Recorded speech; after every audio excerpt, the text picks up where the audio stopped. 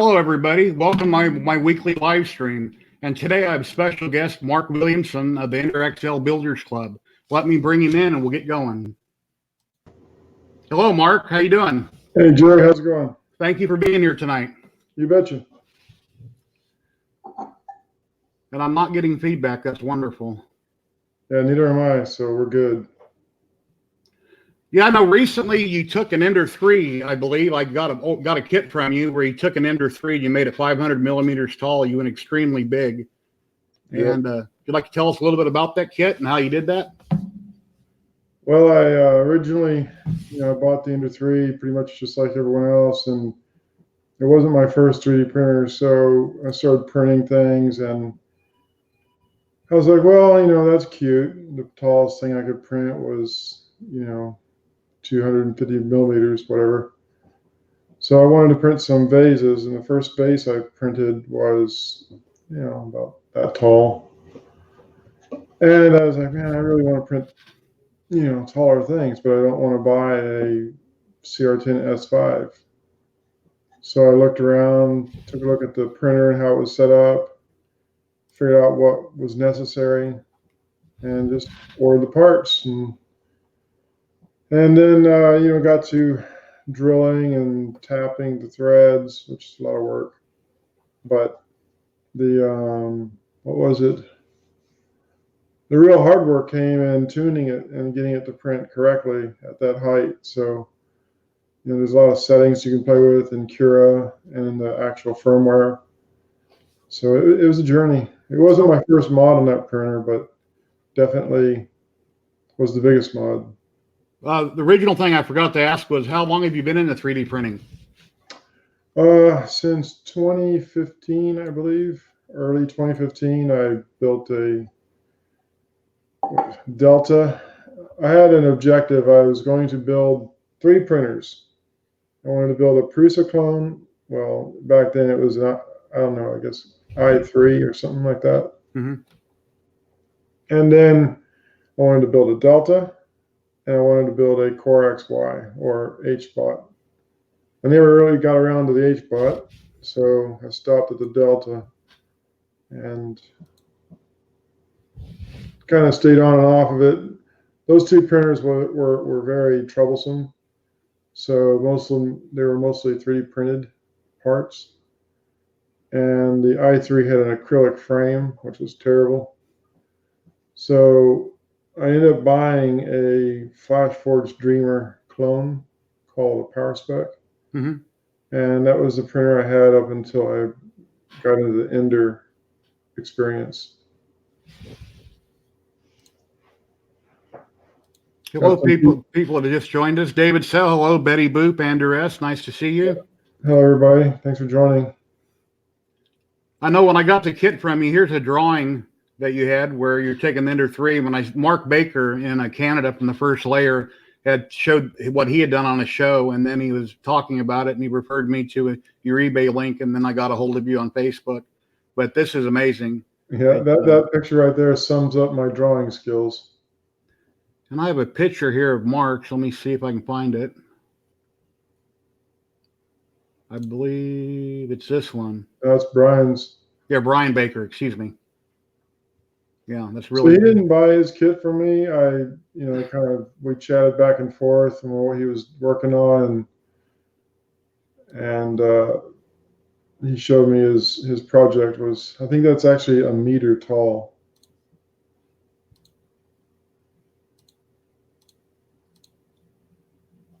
Going through some other pictures here.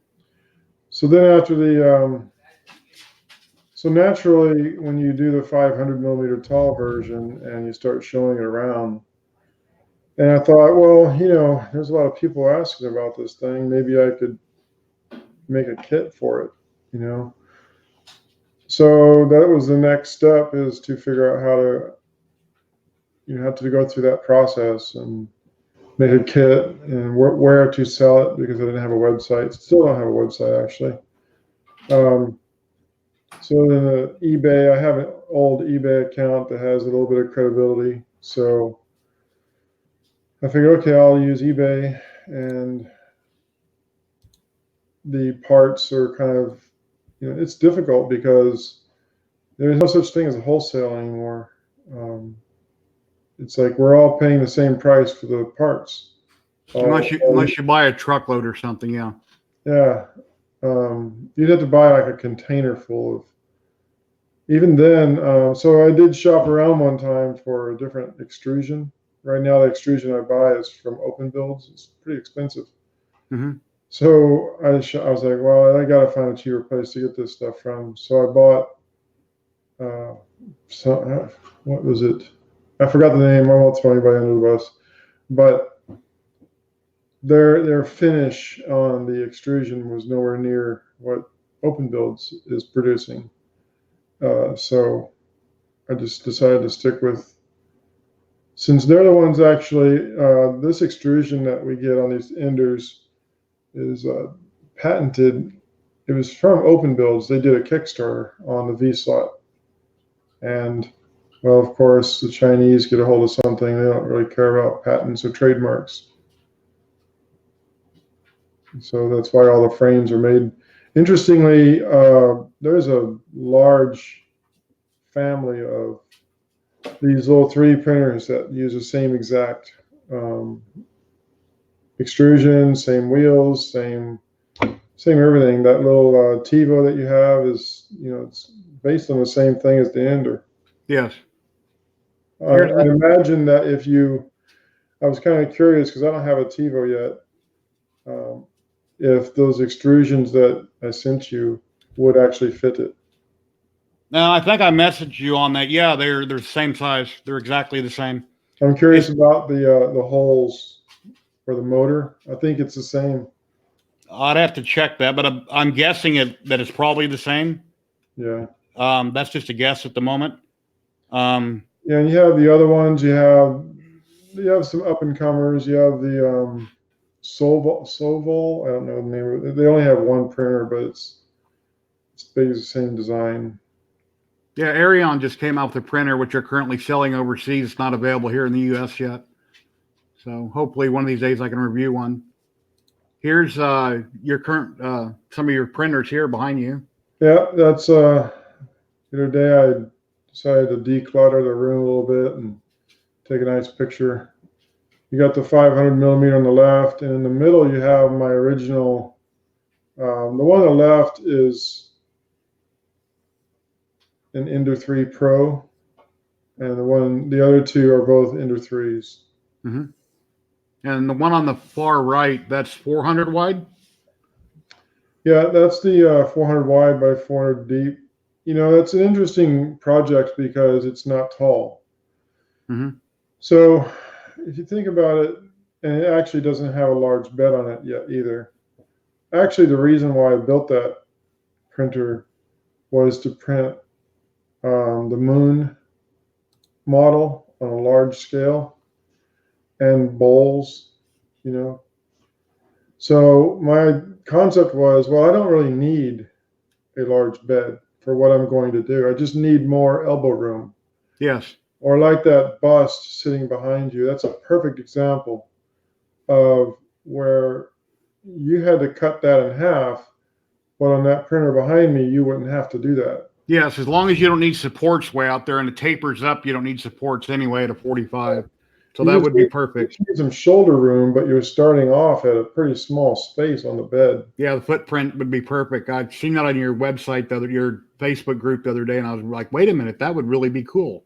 Because you don't really need a big bed as long as your footprint is big enough to start it and you don't need supports way out on the sides. Yeah, exactly. So that was the motivation for that printer. And of course, the next question came up. See, there's a little Frankenstein there. And one of the ambitions I have is I bought that model from CG Trader. Mm-hmm. It's a pretty high quality model.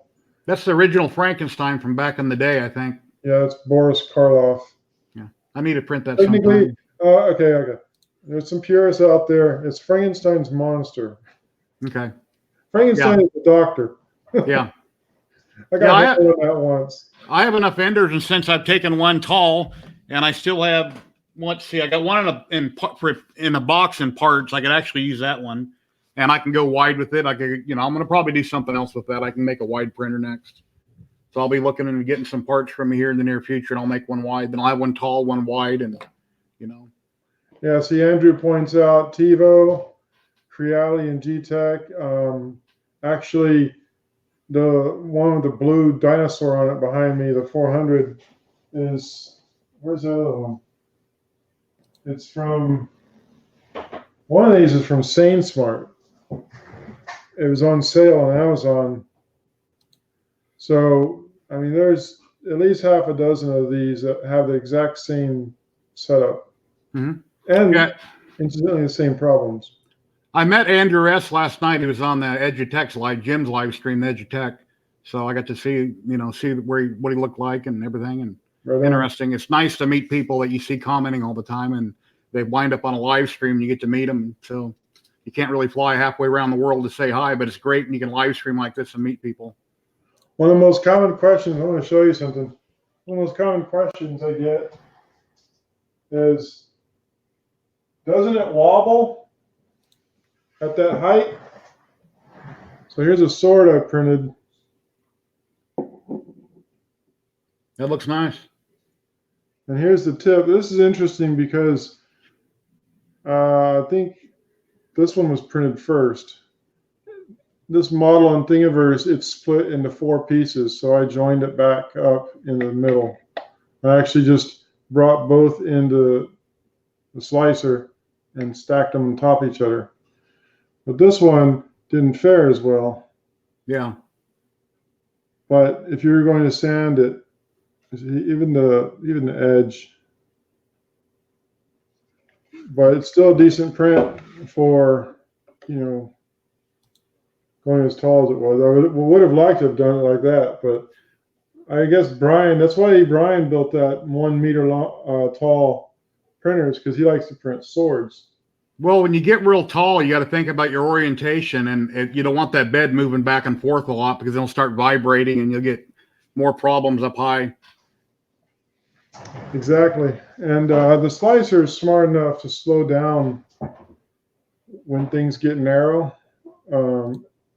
Like the dragon. I don't know where the dragon's at. Oh, it's over there. Boy, that dragon was brutal. Do I have the dragon here? Let's see. There's Groot. That's that's from Enrique. One of my first 5 customers, I think. There's a rocket. That's real nice. This is funny. Did you see the one where it was cut in half? I'm not sure. So he had an older version. You were the first one that had a problem with firmware, because you had TH3D's firmware. Yes, and I couldn't get over 12 inches or so, and no matter what I did, I couldn't get it. And then that blue one, I forgot who owned that one, but he had an older version of Marlin on his printer. He had 2 printers, and one of them, I don't know when they introduced this M code 2 years ago. So the version of Marlin on his printer was at least more than 2 years old. So not all enders are created equal, that's for sure. So in my instructions on the Facebook, I talk about how to enable or disable the end stops. This is simply so you don't have to go through the hassle of uploading your firmware. Well, sometimes that's unavoidable, and it's like you don't know what you don't know about it until you can go that high. Maker Mark, did you load the bootloader, then modify the Marlin from the larger X, and what bed was used? So I did not. Okay, so on the tall one and the regular, so back here is the regular Ender 3. These 2 have the same board in it, called the SKR 1.3 32-bit board. They've got all kinds of upgrades on silent steppers and 32-bit. This one over here is mostly stock. The only thing I've done on it is replace the wheels and, of course, the big frame. So I don't actually have a big bet on that yet. I used a mirror for a while. I was just having problems getting stuff to stick to the mirror. I don't know why. But let me just show you an example. This is the Ender 3. This is the mirror. This is 12 inches, and this cardboard is 16 inches. So this is all your Ender 3s and your Ender 5. This would be a CR10. 300 by 300. This would be a CR10 S4. Okay, 400 by 400. Yeah, so interestingly, I looked it up earlier because I was curious. There's approximately $300 between each one of these in cost. If you buy a printer, like the Artillery Sidewinder X1, which is 300 by 300, is $459. Of course, our little Ender 3 is $159. And then the CR10 S4 is $629 if it's on sale. I think the X4, which I don't have, is probably almost a perfect build size. You can do almost any helmet on it. It's nice and wide. And like I say, if you got a small enough footprint, I can modify one of my Ender 3s, do what you did. And even if I don't increase the bed size, I got enough working room that I could still print the helmet as long as the base would fit on it. In my garage where my other printer is at, I have a shelving unit. And those shelving units, they're pretty standard. They're about 16 inches deep. Well, that's too small for a S4. I think the S4's footprint is larger than that. Alterations had a question here. Let me pop it up. And it's not popping up. I don't know why it's not popping up. Okay, so the Y rail is longer. The build area of that printer right now is 400 by 400. So if you wanted to only make the Y rail longer, which I have actually been asked several times by other people, hey, could I just make the Y longer and leave the X as it is? You could do that. You're still going to need a source, a build plate of some sort, glass, and imagine it'd be easier actually to clip on the glass that's the same width as the aluminum plate. Generally, PLA should not need a heated bed, but your mileage might vary on that. I've always used a heated bed because it came with it, and that's just how I've always done it. I've never tried to print without, but I see a lot of people have. Yeah, this Andrew says the Chiron is 4 by 4 by 450. Yeah, still. So, when you start getting up into large bed size, things get very expensive quickly. I was looking up options for the build platform. PEI sheet, for example, just a PEI sheet, not the metal and the magnetic, but just the PEI. Some people want $50 just for that. Yeah. So, yeah, it's crazy. Depends what brand you get and by what company. I buy a lot of my stuff up from TH3D, and he's real reasonable on his build mats. Yeah, he is. I was looking sizes. at his website today. He has a combination pack of PEI, the metal plate, and the magnetic for the 400 by 400 for about, it still is like $70 or something like that. Yeah, alterations. Canada's expensive on everything. Every time I watch a stream and somebody's talking about Canada, everything is really expensive for some unknown reason in Canada. Yeah, poor Canadians, man. Yeah. I hear they got great health care and this and that, supposedly, but yeah, they're overpaying for a lot of things that we can get a lot cheaper. Yeah. Something let's see, these rails here. What are these exactly? So these are. I'm just going to move my screen over and I'll have to look away from the camera for a second. So this is at the bottom, the Ender 3 parts. And you can see all these little holes that have to be drilled. And incidentally, it has to be very precise. Otherwise, it's not going to work. Yeah. So this is just my first prototype, which is the one on the desk behind me. Trying to figure out how the heck am I going to drill that. This is a full set of, I do these kits in batches of 10, just because I don't have the demand or the funds to buy a big stock. So this is the first batch of 10. I had to figure out a way to thread all those holes, because the way that the Ender 3 is constructed, of course, the screws go through the bottom into those rails. Well, they don't come from the factory with threads. So I had to earn a blister for that one. And being aluminum, they would cross thread probably real easy and be real easy to just destroy a part, and then you have to throw it away and start over. Actually, they would destroy a thread tap first. Mm-hmm. And then you would end up with a problem because you got to tap. Yeah, you have to.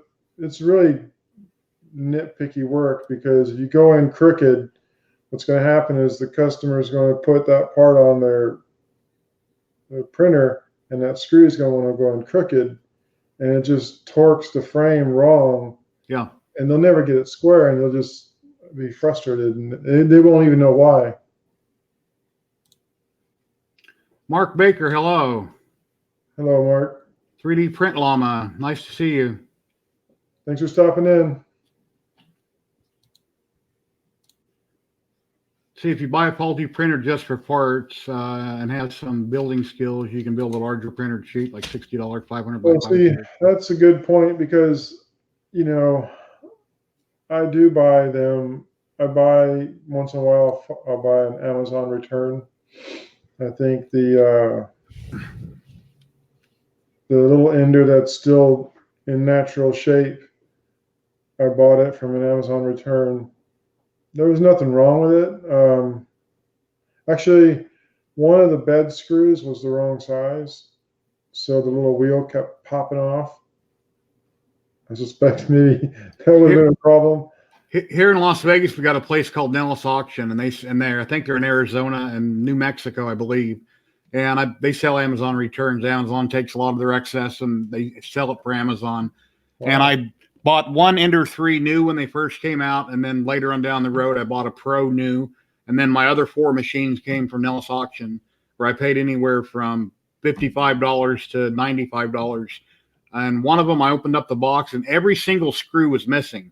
Whoever had bought that, I mean, on the motherboard, everywhere, if there was a screw, they took it out. And let's see, another one, a friend of mine had bought one of his rails that for some reason was cut down a couple inches.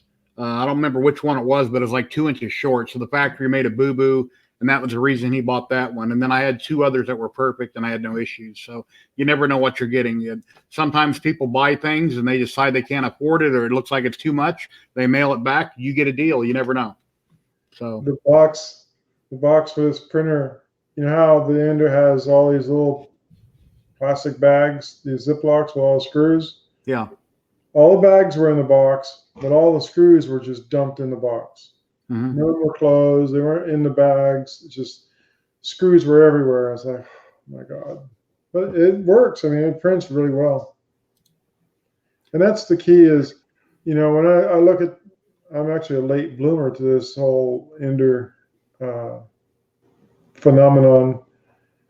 I look at the Ender 3 as basically an erector set. It's like, what can I build with it?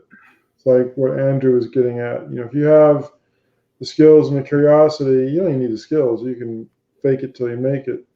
But the curiosity to drive you forward through the problems, and you can build some interesting stuff. The bed rail that the bed slides on with the V-slot wheels, I forget what that rail is called. But if you was to go to 400 or 500 millimeter, I believe you'll have to have at least 2 rails because you're going to get an awful lot of weight on 4 wheels. And if one wheel went wonky or got wore out, now it's just going to wobble all over the place. Yeah, or you get better wheels. Yeah, well, I got polycarbonate on most of my printers, a clear plastic one, which are supposed to be better. Most of my printers I've upgraded.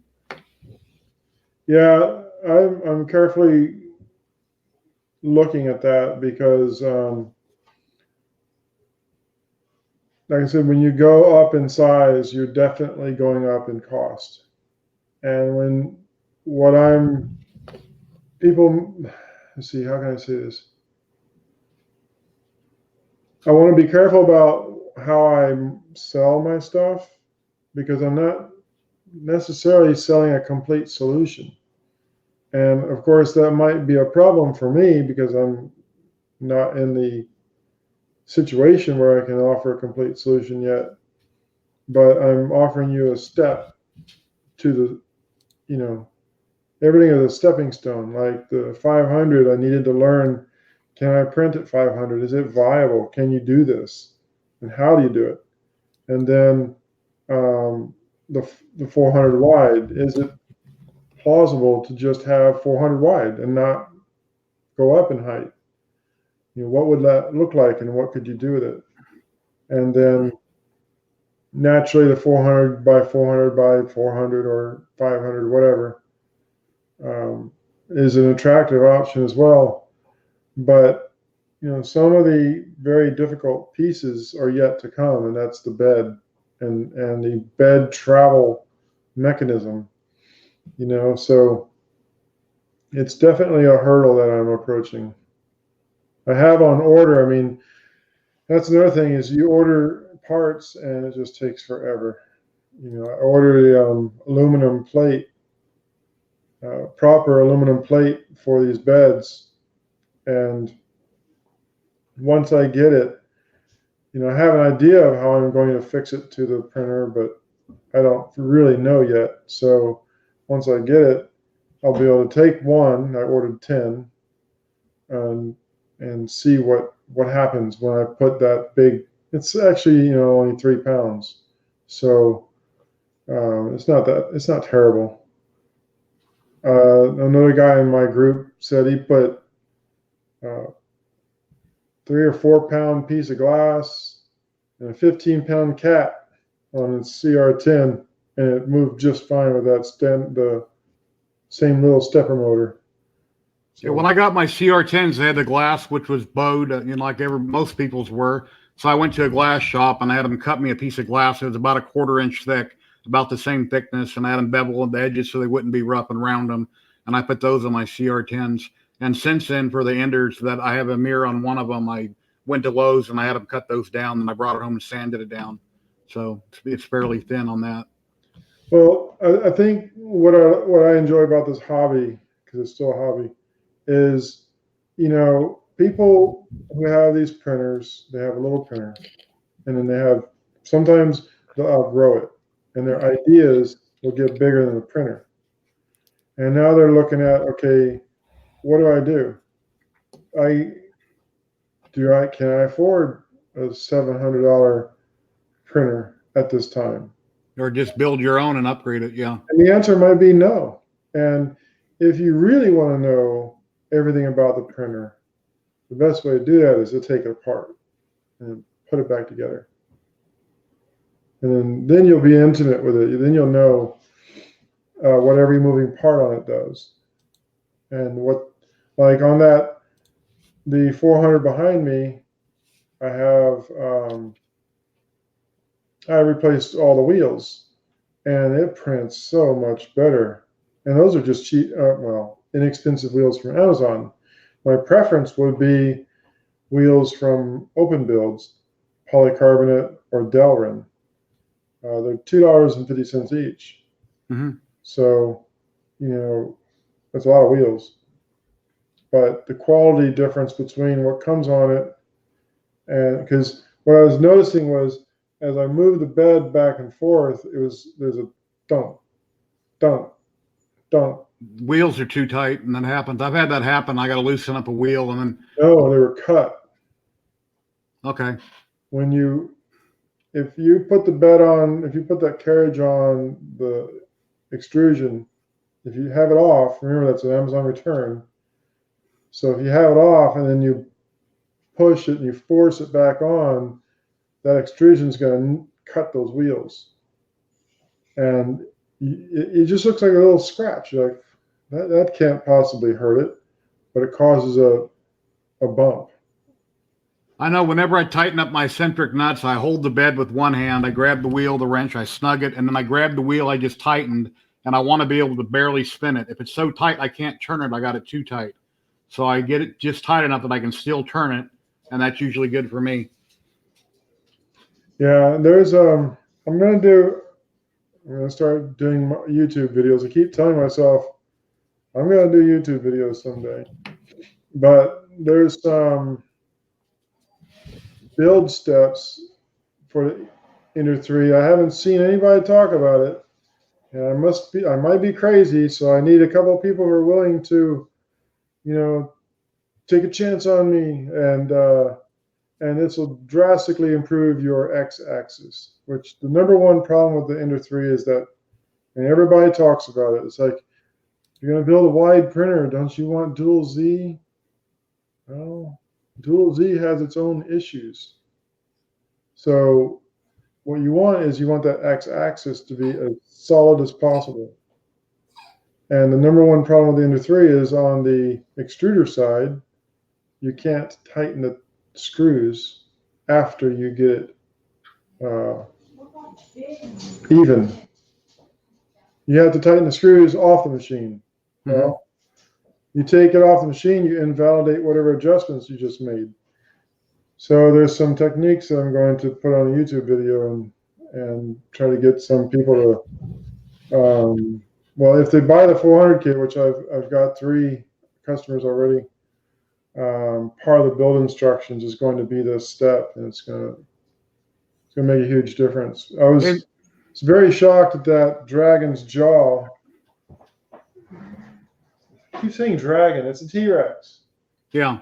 I don't know why I keep saying dragon. I guess I got dragons on the mind. So the jaw was printed on the 400, and the head was printed on the 500.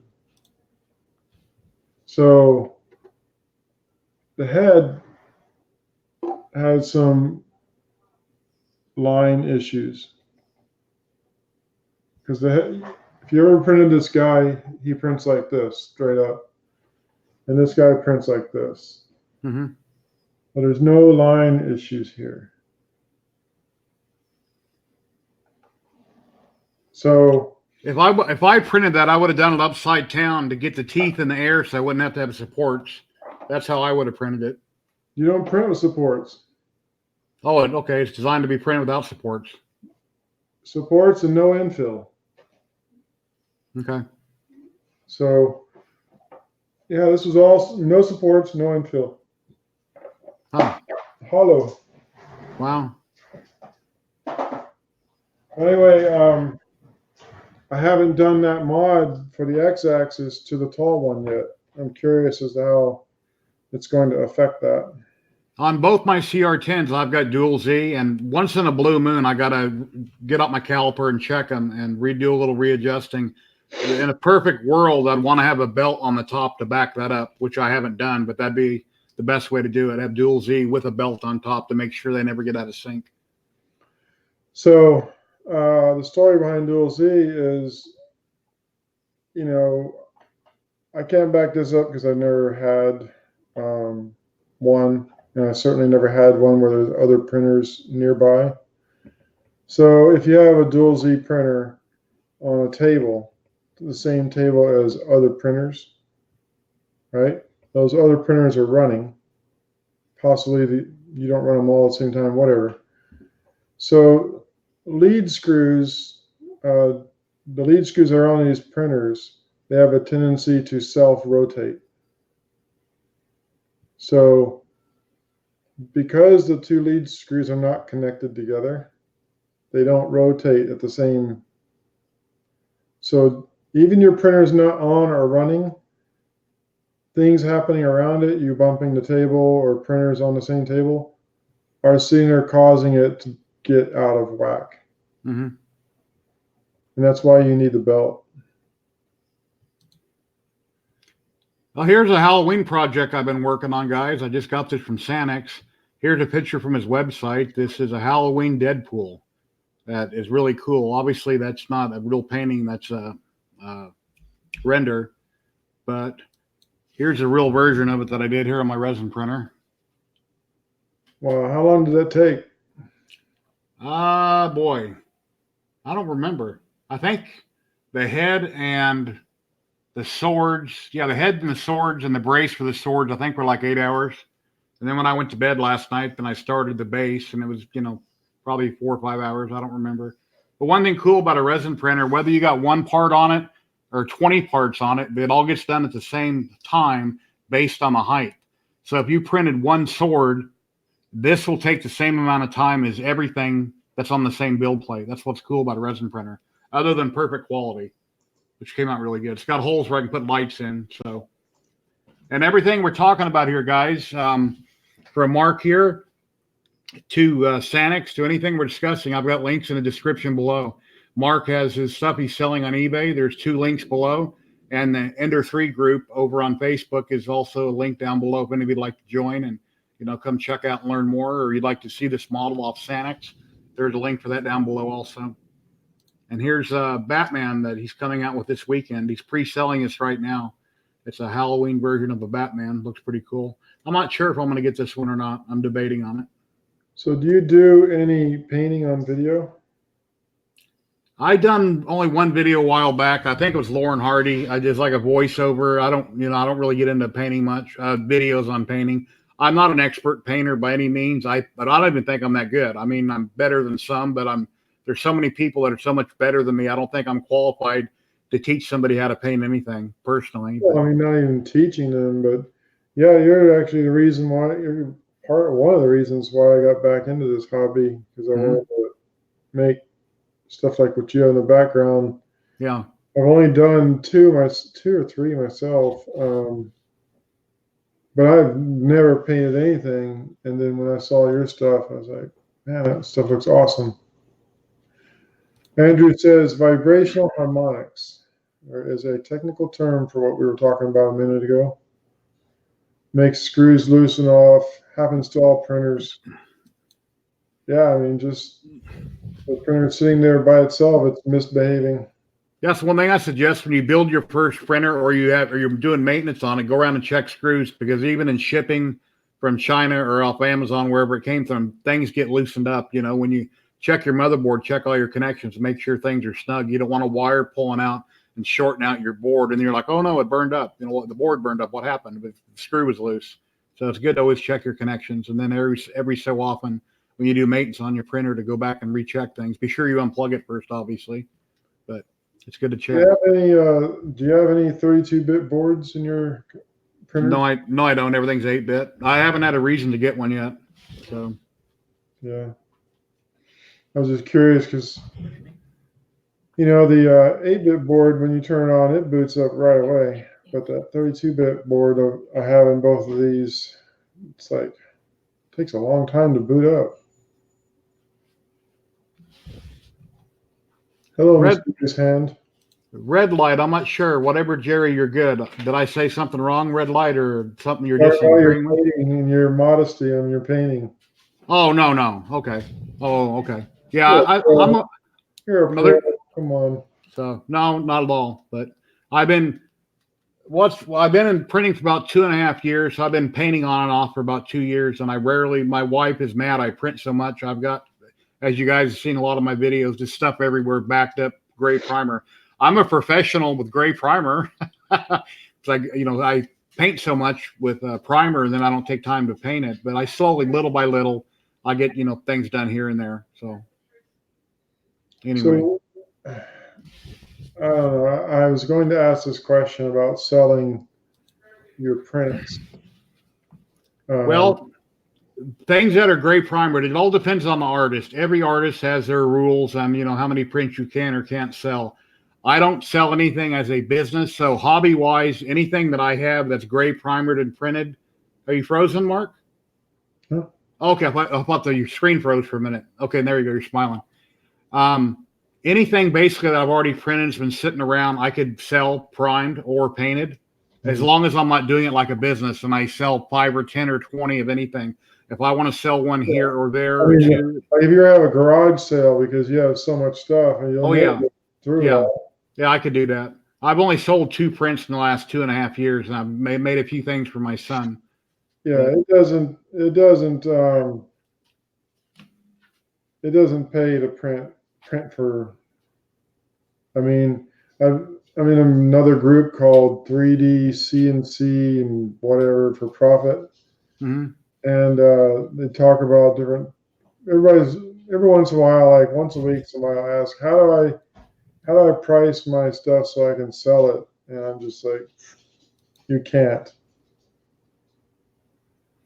I sold one small model for $75. Another one I sold for $200. But you got to just guesstimate how much filament you have in it, how long did it take you to print, and kind of guesstimate it. So, and then your print quality, how well does it look? Does it have a lot of scarring on it, a lot of damage you can see close up that you may not have shown in pictures when you post them on Facebook or YouTube or Instagram? It's a lot of things you got to consider. So, yeah, I don't know about you, but I mean, a 3D printer at the price range that we're at, you could turn on and print something and then come in the next day and turn on and print the exact same G code that won't come out the same. It's really frustrating. For instance, on the Ender XL, here's a vase I did after multiple tries until I modified the firmware, and this came out really big. But unfortunately, I only did this in vase mode. And vase mode is paper thin. So as you can see me moving it, that's vase mode. Well, what you do is you cheat. Everything I normally print, I print with my layers are 6x4, and you could knock somebody out with them. They're very thick and very heavy. But because I had messed around with trying to get it right for a week, I went ahead and changed it. This one is the same. This is just the basic 0.4 millimeter nozzle. I took that same nozzle, and someone said, just run it 0.8 extrusion width. I'm like, you can do that? He says, sure, you can do that. So I did. It's much thicker. And this twice as thick. This small one here, which is also out of ZYLTECH, I did a while back. I can't squeeze this. I mean, I can barely move it. My layers on this were like 6x4. So it's very hard and sturdy. And I've only used S3D when I slice everything. I'm not familiar with Cura settings or any other slicer. I've only used S3D. And, I'm retired. I have time. Why don't I learn Cura or something else? I just don't. I haven't. Was it that last one wasn't done in vase mode, was it? No. I don't even like vase mode. Like I said, the only reason I went to vase mode is I was having trouble getting XL until I realized I had to modify the firmware with TH3D to print. I was burning up all week long trying to do the video. So I said, I'm just going to do this in vase mode and bang it out. So I knew it'd still look good on film, except it'd be paper thin. I hate vase mode. So yeah. Sorry you had that struggle. I recommend anybody who's going to do has already done the 500 millimeter kit or any of the 500 millimeter kits is to download that test G code file, and basically just disables your steppers and it drives the axis up to 300. So basically, if you can get past 250, you're good to go. So if you drive it up to 300 and it stops 250, you have a firmware issue and you'll have to update your firmware, which unfortunately is rather difficult for the Ender 3. Well, I found it simple with the TH3D. I plug it into my computer and load it and make two minor changes. Installed. What's that? You have the bootloader. Yeah, the bootloader is already installed. Yes. For someone who's just starting from scratch, they don't have that luxury. Yeah, they have to watch a video on it and install a bootloader and then flash your firmware. So Betty Boop says, when you paint your prints, they look really good. I agree. Yeah, that's my wife. Got a few projects around. Matter of fact, I have a Betty Boop that was given to me that I printed and showed off a while back, but I haven't got it painted for her yet. I've been having a few health issues I've been dealing with, and I'm not doing as much as I normally do.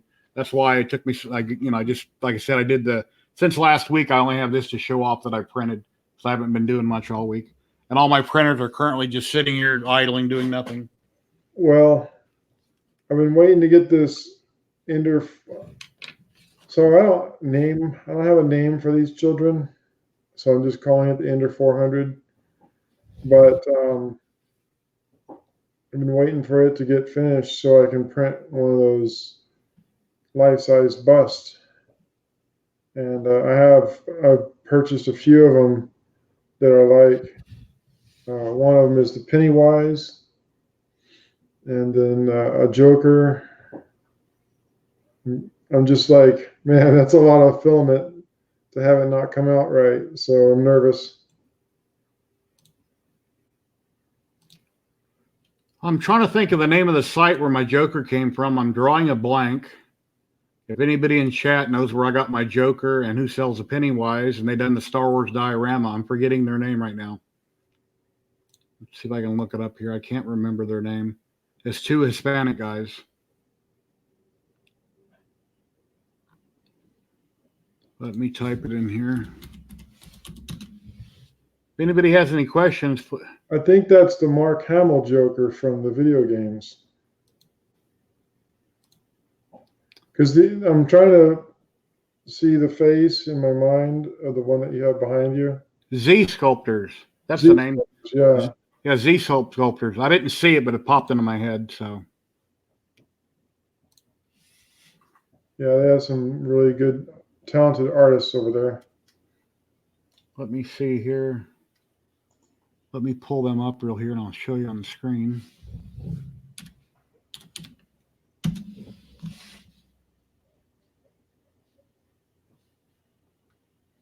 So at some point, I'll start doing videos on my YouTube channel.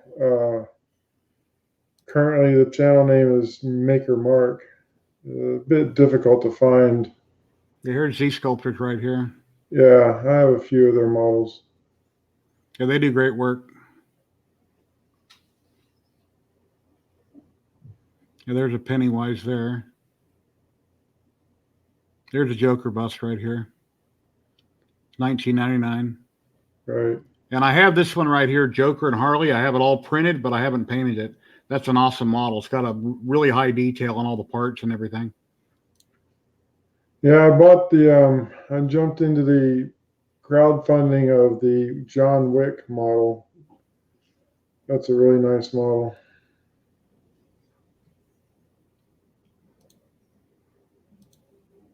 Yeah. Yeah, I have a lot of different modelers. They post on my group. They post on Special STL's group. There's various different groups where there's modelers other than Sanix that I buy from. 3D Crowdfund has a lot of great models there, and they have a Discord channel where they got some really awesome, highly detailed models that are really cheap to buy and print. So Daniel, I have a Micro Swiss also. It's actually in the tall printer behind me. It's very tricky because even if you buy the original, you buy the clone, you have to pay special attention to assembling it, because I made the mistake yesterday. I was trying to put the Micro Swiss back in because I had taken it out and put the original hot end back in to do some prints and prove a point. So then I needed to print some polycarbonate, and I've been printing polycarbonate pretty well on the stock hot end, but I use a Capricorn tube, and that's running it at 275 degrees. So put the Micro Swiss back in, and I did not pay attention, and I tightened that nozzle all the way up against the little square aluminum thing, and that will cause clogs after clogs after clogs. So whenever someone asks me about, or I see someone talking about a micro Swiss, throw out that warning that you have to pay very close attention to how you assemble it, because you have to leave a gap. And the instructions that come with, which I lost, they talk about that gap. Don't you have to run at a higher temperature with micro Swiss? Sorry? Don't you have to run at a higher temperature with micro Swiss Yeah, versus stock? maybe 5 or 10 degrees. Okay. It depends. You just play it by ear, and it is all metal and steel. The actual nozzle is steel. So, I've been using stock Creality for 2.5 years with 0.4 brass nozzles on everything, and I've never upgraded anything yet. yeah, yeah. You may not get, unless you have a specific reason why you want to do the micro Swiss. I mean, really, the best fix you can do for a hot end is Luke Hatfield's fix. I've done that on 2 of my machines, but So, I used low quality Capricorn tubing. I think it was CC Tree off Amazon, and one of the machines I currently have a clog in. So even with that fix, it doesn't last forever, but that does help quite a bit. well, so I use the Capricorn only in the nozzle, Yes. and I use the white tubing for the rest of it. And the Okay. reason why is the Capricorn tubing is slightly narrower. Mm-hmm. So the retraction, trying to pull back on that filament and then push it back as it goes back the other way, too much friction happening inside that Capricorn tube and causing under extrusion issues. So I went back to the white part, but left the Capricorn inside the hot end. You're the first person I've heard say that. I might look into that on one of my machines, because I put Capricorn on everything, and I do occasionally have under extrusion issues. So Andrew's asking what got us into 3D printing. Well, personally, I just always had a thing for robotics and motors and electronics and mechanics. I'm a computer programmer by trade, but I've always had this hobby for this love for electronics and robotics. So the 3D printer was like, it's like, wow, this is cool. I can print parts for robots. And I never actually did that, but once you get into 3D printing, unless you buy a high-end printer and your objective is just to print plastic,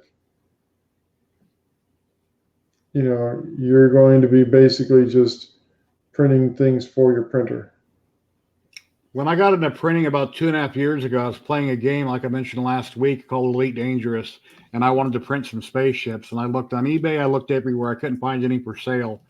And then I got on YouTube and started looking around, and then I seen, wow, these big CR10s and what people are doing with them. The last time I had looked at a printer was years ago. They were like wood and a $1,500 to $2,000 way out of my price range, and the quality looked terrible.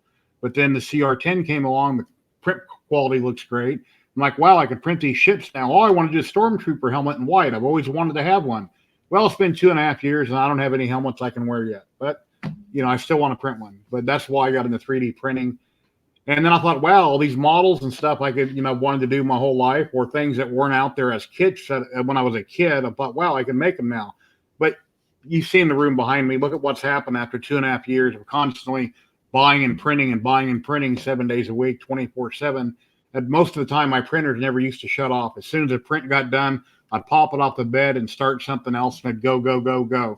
Then I bought more printers because I like to tinker. And anyway, so right now they've been on vacation for a week or so. I haven't been printing very much. And that's kind of what got me into it, just wanting to make stuff. Yeah, so I just my focus is on the machine itself. So as you can see behind me, I don't have a room full of prints. I'd taken a sabbatical from 3D printing for a couple of years, actually. I have one more printer in the garage. It's a box type of printer. It's used for printing. I use it mostly for printing ABS. But yeah, I don't have very many prints, to be honest with you. But I will soon. Now that I have some capabilities. It's like I printed a dozen of these blocks, trying to figure out what's causing this line. It's one line. You can't see it in the camera right there. There you go. You can see it good right there. If it goes straight up the side, which I can't really tell from here, it would be when your Z jumps to the next layer. Oh, it through the side. Yeah. So I've got a dozen of these sitting on my desk right now, all printed on that 400.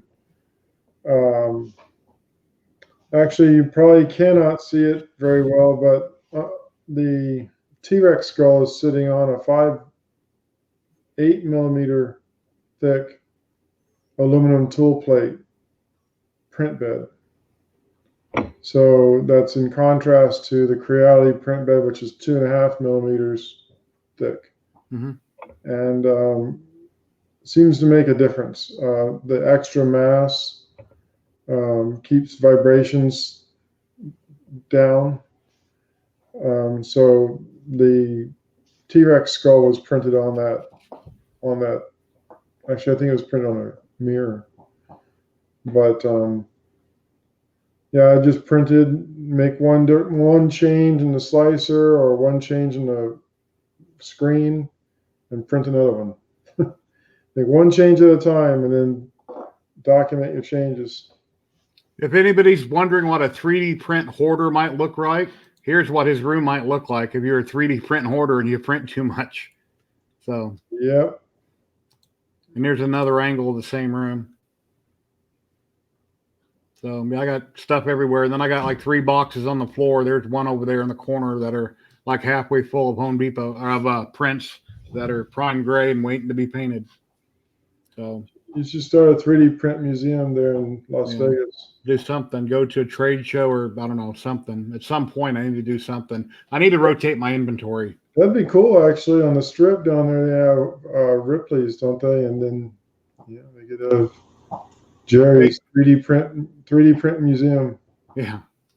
Yeah, there used to be a place downtown like that, Ripley's, believe it or not, in the Four Queens Hotel. They took it out. Really? Oh, that's a bummer. I've been there a couple times. Back in the day. Yeah, it's Four Queens. Yeah. Then they had that Star Trek experience at the Hilton. That was really cool. It's like you're on the Enterprise and you beam in and you're in a motion simulator. But they took that out also. That was really cool. So do you have a dream print?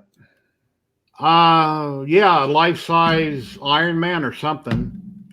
I don't think it necessarily needs to be a suit that I could wear since I'm overweight right now, but something life-size. I've just never taken the time to print something. But now that I got this Ender XL, that'd be a great way to start working on arms and legs. I have a dream printer.